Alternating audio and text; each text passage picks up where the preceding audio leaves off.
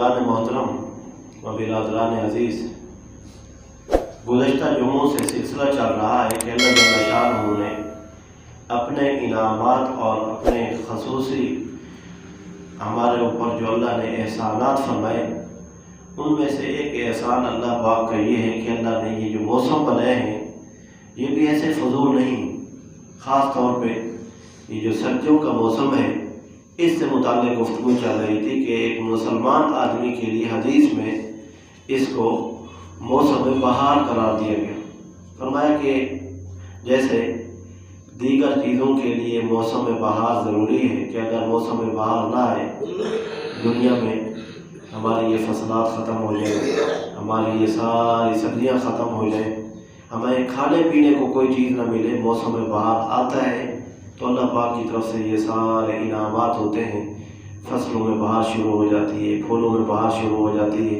इसी तरीके से सब्जियाँ शुरू हो जाती हैं, हर चीज़ नई हो जाती है, तरोताज़ा हो जाती है। हदीस में हुज़ूर ने इरशाद फरमाया कि एक मुसलमान और मोमिन के लिए जो बहार है वो सर्दियों का आना है। ये इस वजह से है कि सर्दियाँ जैसे ही शुरू होती हैं तो रात लंबी हो जाती है, दिन मुख्तसर हो जाता है। दिन को अगर आदमी रोज़ा रखना चाहे रोज़ा रख सकता है, रात को अगर अल्लाह पाक की बंदगी करना चाहे तो बंदगी भी आसानी हो सकती है। और अल्लाह की इबादत में से सबसे अहम चीज़ जिसको जन्नत की हूरों का हकमार करार दिया गया वो है नमाज तहज्जुद। और मैंने अर्ज़ किया था कि अल्लाह जल्ल शाअनहू ने जैसे कुरान करीम में इसकी तरगीब इरशाद फरमाई, हुज़ूर ने अपनी उम्मत को बताया और उम्मत के जितने बड़े बड़े अल्लाह वाले आए, बुज़ुर्ग आए, उन सब ने कोशिश की कि नमाज तहज्जुद लाज़मी पढ़ते थे। इसलिए कि जो काम तहज्जुद में हो सकता है, जो आजिज़ी, जो सुकून, दुनिया के धंधों से आज़ादी, जो तौबा, वो सारा दिन जितनी मेहनत करे हासिल नहीं हो सकता। इसीलिए हदीस में भी फरमाया गया, हुज़ूर ने फरमाया कि रात के आखिर में अल्लाह की तरफ से अल्लाह आसमान दुनिया पे तशरीफ़ फरमा होते हैं अपनी शान के मुताबिक, और मुख्तलिफ ऐलानात होते हैं कि मुझसे कोई मांगने वाला मैं उसको अता करूँ, कोई औलाद मांगने वाला, कोई रोज़ी मांगने वाला, मुख्तलिफ किस्म के अल्लाह की तरफ से एक मुनादी आवाज़ देता है और ऐलानात होते हैं। और हदीस में फरमाया गया कि रात के वक्त में अल्लाह पाक अपने हाथ को अपनी शान के मुताबिक आगे करते हैं ताकि दिन का जो गुनाहगार है अगर उसको वक्त नहीं मिला, रात को अल्लाह पाक यहाँ चुपके से तौबा कर ले। इसीलिए अल्लाह ताला ने हुज़ूर पाक सल्लल्लाहु अलैहि वसल्लम पर नमाज तहज्जुद को फ़र्ज़ फरमाया। और जब तक हमारे माशरे में मामला था तो उस वक़्त भी यही कम थे। जब से मोबाइलों का सिलसिला आया, जब से ये तशहीर का सिलसिला आया, जब से ये VCR और डिश वगैरह के सिलसिले आए, इसमें हम मुसलमान इतना मुनहमिक हो गए कि रात को 11-12 बजे तक जब जागते रहेंगे, सुबह नहीं तो खुलेगी, पूरी होगी नहीं, आँख खुलेगी नहीं, तो अल्लाह पाक की ये इबादत नहीं अदा हो सकती। और जब तक ये सिलसिले थे उस वक़्त तक बीमारियाँ भी नहीं थी, परेशानियाँ भी नहीं थी, और बरक़ात ही बरक़ात थी। मुझे याद है, मैं बार बार कहता हूँ, हमारे जितने बड़े थे, बुज़ुर्ग जितने भी हैं, अक्सर रात के तकरीबन आखिर हिस्से में खुद ब खुद उठ जाते हैं, खुद ब खुद। और रात के आखिर में हर घर में तकरीबन, पहले तो ऐसे माहौल था,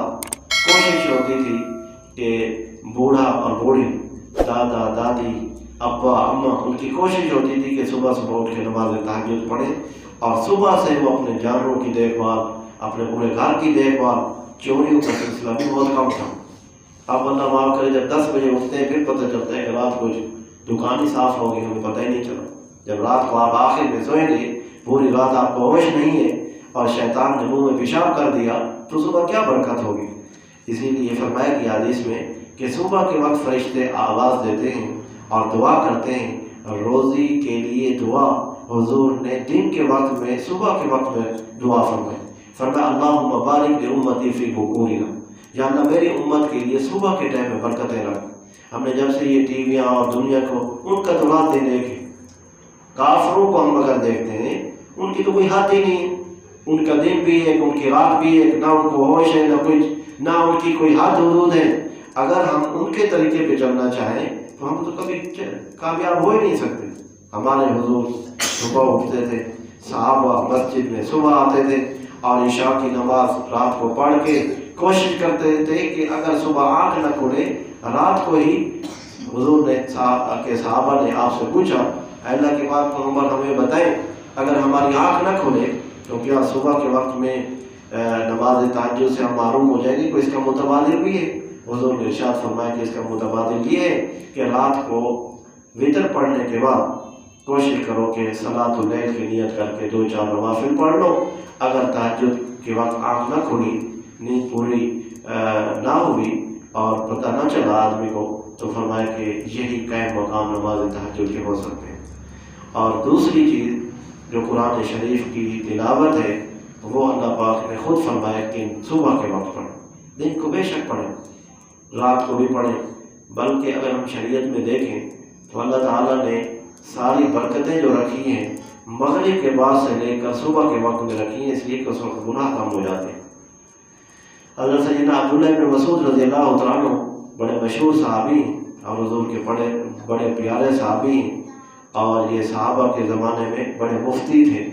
और अगर कोई मसला पूछता था तो अब्दुल्लाह इब्न मसूद की राय के बगैर मसला नहीं सुना जाता था। हज़रत अब्दुल्लाह इब्न मसूद रज़ियल्लाहु तआला अन्हु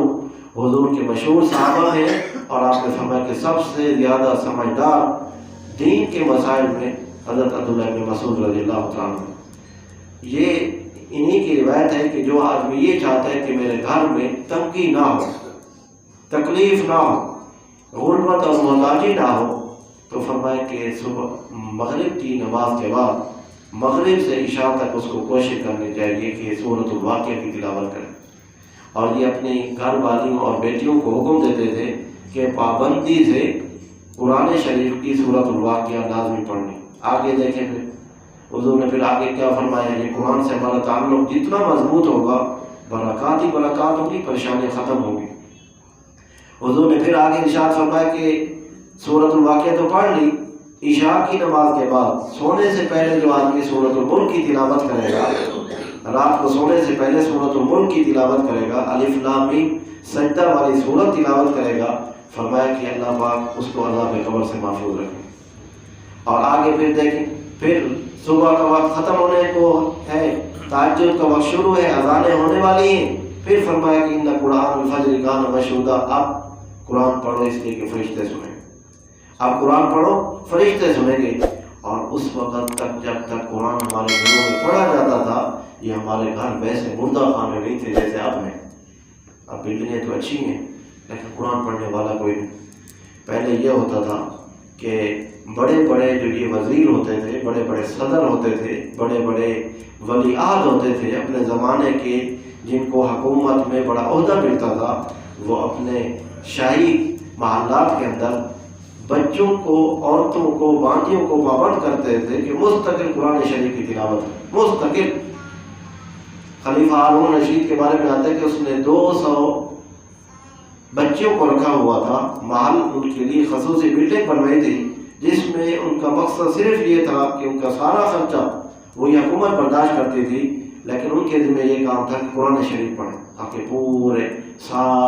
पूरे महल के अंदर और पूरी ममलिकत के अंदर अल्लाह की तरफ से रहमत हो। इसलिए कि कुरान करीम से बढ़ के अल्लाह की बड़ी और कोई रहमत नहीं हो सकती। इसी कुरान की वजह से अल्लाह ने हमें इज़्ज़त दी।